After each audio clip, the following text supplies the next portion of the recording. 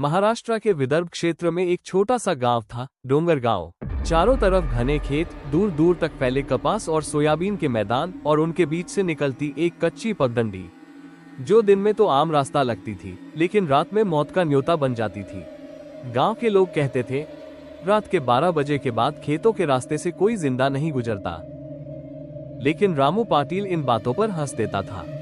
आदमी धान रामू पाटिल, उम्र करीब 42 साल, सीधा सादा किसान, दिन भर खेत में काम, रात को देर से घर लौटना उसकी आदत थी।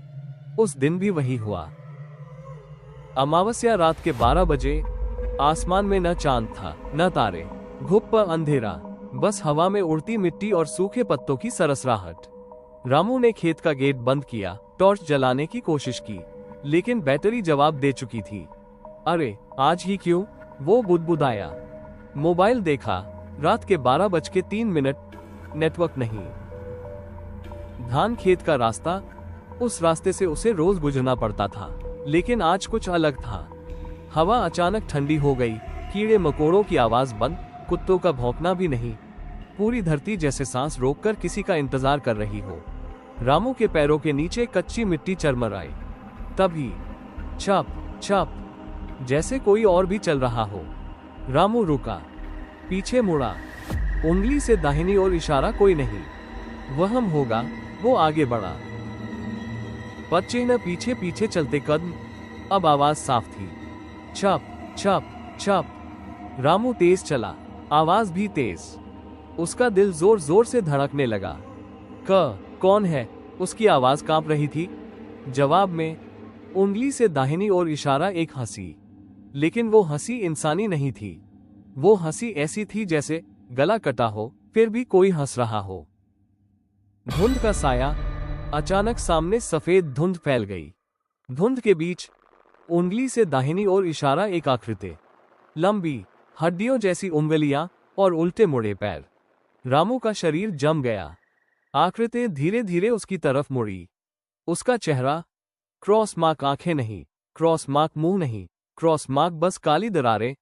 और फिर उसने रामू का नाम लिया, रामू। रामू चीखना चाहता था, लेकिन आवाज गले में अटक गई। आकृति ने एक कदम आगे बढ़ाया। धरती कांप उठी, और तभी रामू बेहोश होकर गिर पड़ा।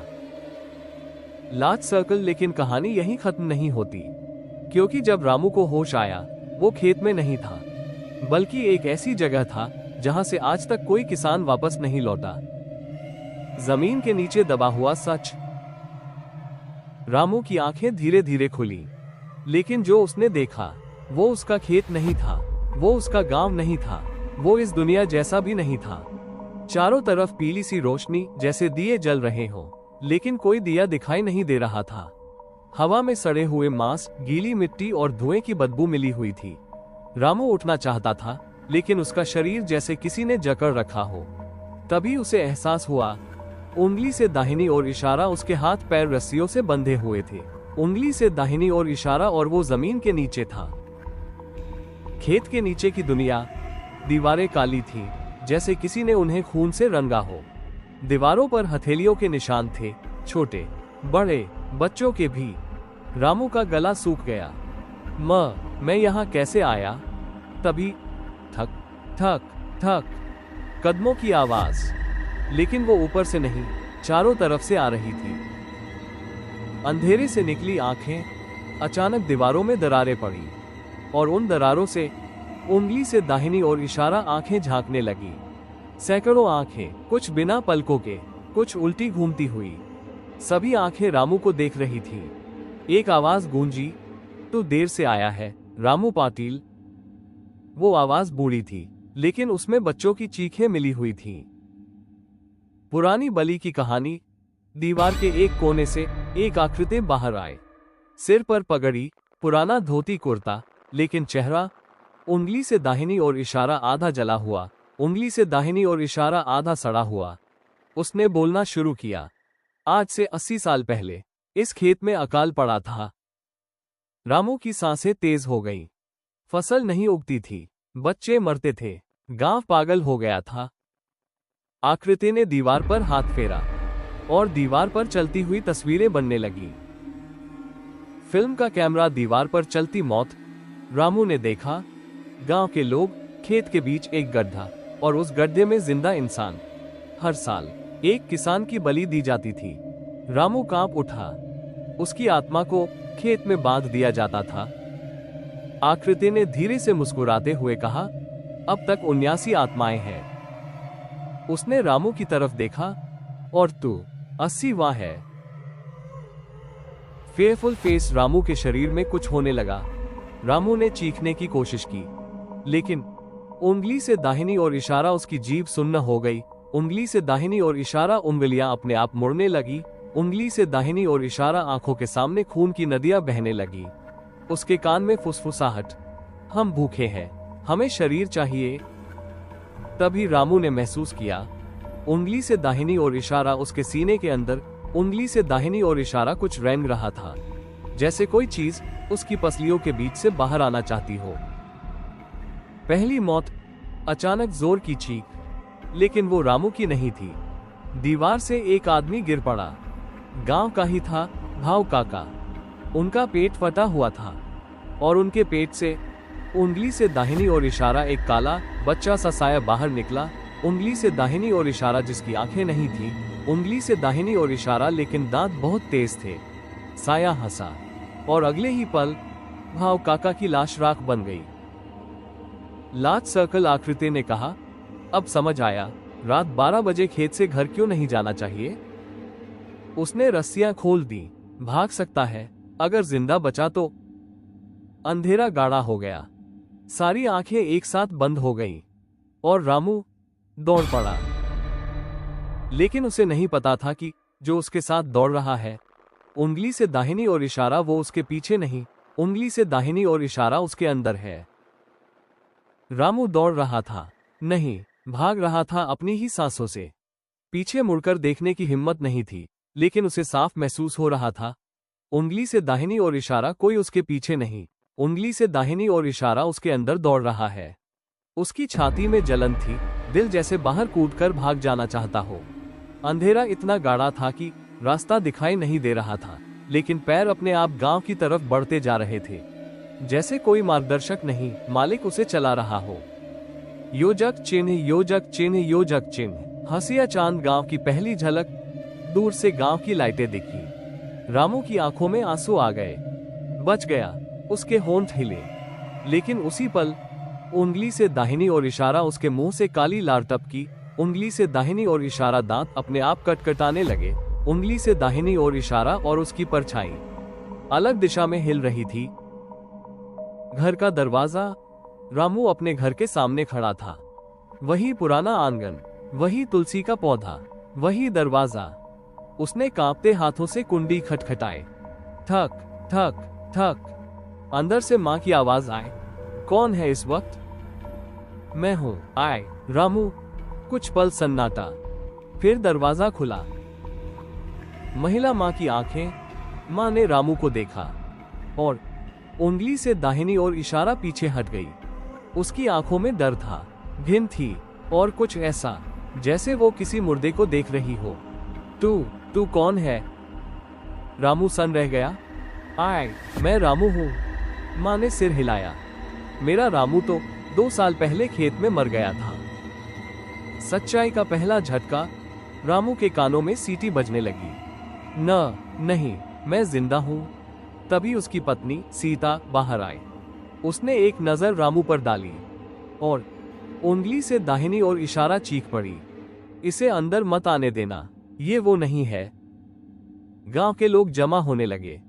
किसी ने कहा, देखो इसकी आंखें। किसी ने कहा, इसके पैर उल्टे हैं। रामू ने नीचे देखा और उसकी चीख निकल गई। उंगली से दाहिनी ओर इशारा, उसके पैर जमीन पर सीधे नहीं, उंगली से दाहिनी ओर इशारा बल्कि पीछे की तरफ मुड़े हुए थे। शरीर पर उभरते निशान। रामू की त्वचा पर काले निशान उभरने लगे, जैसे जलने के निशान, नाखूनों के खरोंच और किसी बच्चे के दांतों के काटने के निशान। उसके सीने से आवाज आई, घर अच्छा है, यहीं रहेंगे। रामू ने अपना गला पकड़ लिया। निकल जा मेरे अंदर से। उसके मुंह से आवाज निकली, लेकिन वो उसकी नहीं थी। स्माइल विद हॉर्न्स आईने का सच। सीता ने डरते डरते एक छोटा सा आईना आगे किया। अगर तू रामू है तो आईने में देख। रामू ने आईने में देखा और उंगली से दाहिनी ओर इशारा। उसने खुद को नहीं देखा। आईने में वो आकृति थी जो खेत में दिखी थी। बिना आंखों का चेहरा, काली दरारों से भरा मुंह और उसके पीछे 79 परछाइयां। गांव का तांत्रिक। तभी भीड़ से आवाज आए, इसे तांत्रिक के पास ले चलो। बूढ़ा तांत्रिक भैरव बाबा आया। उसने रामू के माथे पर भस्म लगाए और कांप गया। ये आधा इंसान नहीं है। उसने फुसफुसाकर कहा, यह दरवाजा बन चुका है। दरवाजा किसका? रामू के पेट में दर्द उठा। उसकी त्वचा फटने लगी। अंदर से आवाजें, एक शरीर, 79 आत्माओं के लिए। भैरव बाबा पीछे हट गया। अगर ये सूरज उगने से पहले खेत की तरफ वापस नहीं गया। उसने आसमान की तरफ देखा तो पूरा गांव उस जमीन के नीचे चला जाएगा। फायर रामू का फैसला। रामू की आंखों से खून बहने लगा। उसने मां की तरफ देखा। आए, अगर मैं वापस ना आऊं। उसकी आवाज टूट रही थी। तो खेत जला देना। और फिर वो पलटा, गांव की तरफ नहीं। उंगली से दाहिनी ओर इशारा, फिर से उसी रास्ते की तरफ। उंगली से दाहिनी ओर इशारा, जहां से कोई लौटकर नहीं आता। लेकिन उसे नहीं पता था, इस बार वो अकेला नहीं जा रहा।